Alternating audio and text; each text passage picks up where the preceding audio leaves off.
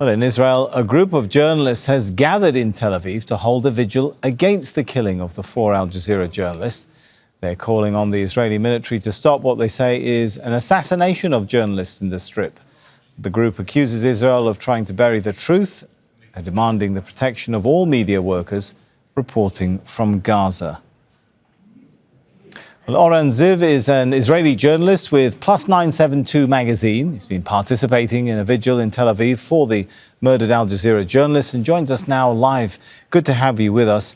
So has this latest assassination of journalists in Gaza, conducted so openly with Israel for the first time, not only killing journalists, but saying, yes, we did it, almost boasting about it, has it crossed a line for some Israelis or members of Israeli civil society?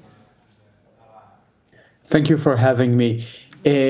Unfortunately, the vast majority of the Israeli society, and as well some mainstream journalists, were celebrating this assassination, this targeted killing. But we, a small group of local and international journalists, wanted to express our anger and solidarity with the Palestinian journalists in Gaza that are doing an incredible job under very hard circumstances. And we wanted also to show that there are people here that oppose this targeted killing and assassinations. We think that this happens not by mistake, but as a step to try to silence the only journalists that are there reporting to us, to international media. They're the only voice we have there, as Israel is blocking international media for almost 2 years from entering the Gaza Strip. And I think it's done on purpose ahead of the so-called occupation of Gaza City to make sure nobody is there to document and to pass to the world these voices and images from there. Oren, to what extent do media outlets in Israel, Israeli journalists, cover daily the starvation in Gaza, the killing of civilians at these notorious GHF sites and so on? How much of that does the public see? So that's a very good question. Unfortunately, from the beginning of the war, the Israeli media recruited completely to the government's effort to dehumanize Gaza. And they're not doing their job. I'm not talking about analysis or opinions. The mainstream Israeli media, and especially the Israeli TV channels, don't show what's happening in Gaza. This is why the Israeli public was caught with surprise, with the criticism, the growing criticism from abroad.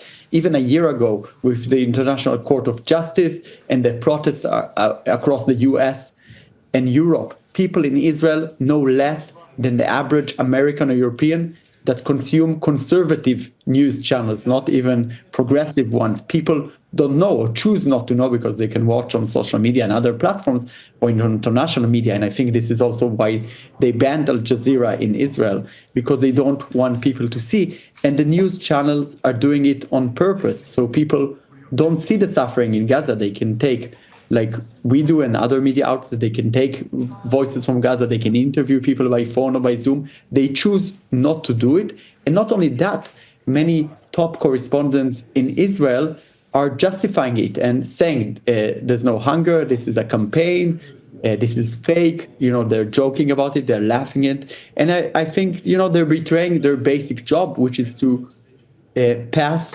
information to the public. And I think this is one of the reasons this horrific war can continue for 2 years, because the Israeli media is feeding the Israeli public, and it's a circle, and this is why they can continue to commit these war crimes, including targeting of journalists.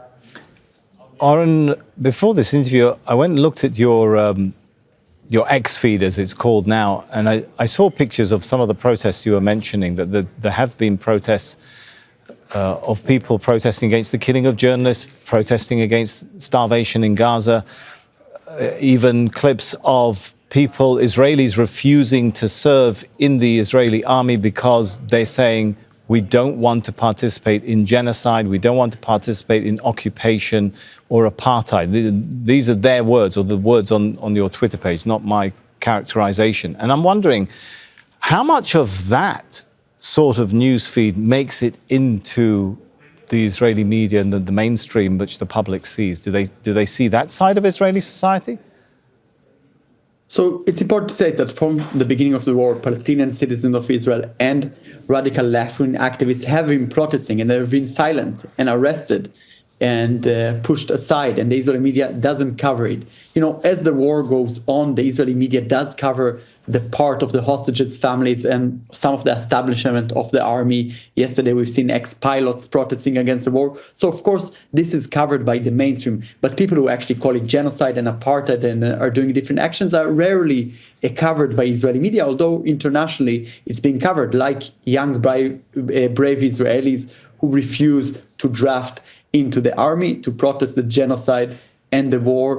People who hold every week inside or next to the protests in central Tel Aviv, they hold photos of Palestinian children that have been killed since the ceasefire collapse. They're insisting of bringing these voices because the Israeli media is not doing its job and the average Israeli is not exposed to it if they don't look for it or choose. Those people are bringing this, trying to bring these voices to the public. Many times they're attacked by the police or by members of the public, but they're insisting of doing so. But definitely the Israeli media, although it has interests all around the world from Jewish Israelis who resist the government, who resist this genocide, the Israeli mainstream media doesn't cover it. Oren, I want to ask you quickly, though, how much of that is representative across mainstream Israeli society? When you look at some of the polls, I'm sure you've probably seen them as I have. A Hebrew University poll in June found 64% of Israelis agree with no innocent people in Gaza. A Pennsylvania State University poll published by the Israeli newspaper Haaretz found that 47% believe the Israeli army should act as the Israelites did in Jericho under Joshua's command, killing all inhabitants. The Israeli Democracy Institute, 68% saying they don't want any aid to reach Gaza, even if it doesn't go through UNRWA. Yeah, definitely. This is a result of the incitement we've seen from day one after October 7 of the government, of politicians, of members of the army, of influencers. And, you know, we talk to soldiers who serve on the ground. And this incitement, this horrific statements go down to the simple soldier who feels that they have impunity to kill, to burn houses, to commit war crimes, to starve people.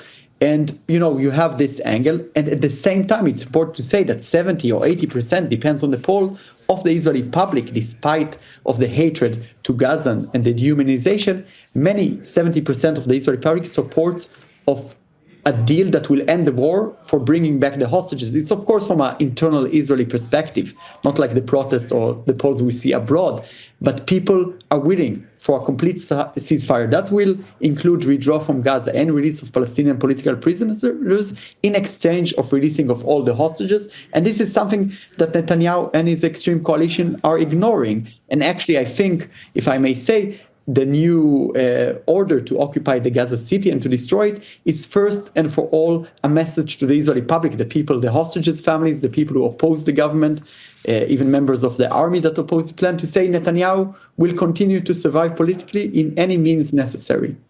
All right. Thank you, Oren Ziv, Israeli journalist from Plus 972 magazine. Don't miss out and get the full picture. Subscribe to Al Jazeera for reliable news and expert insights. Like, share, stay ahead.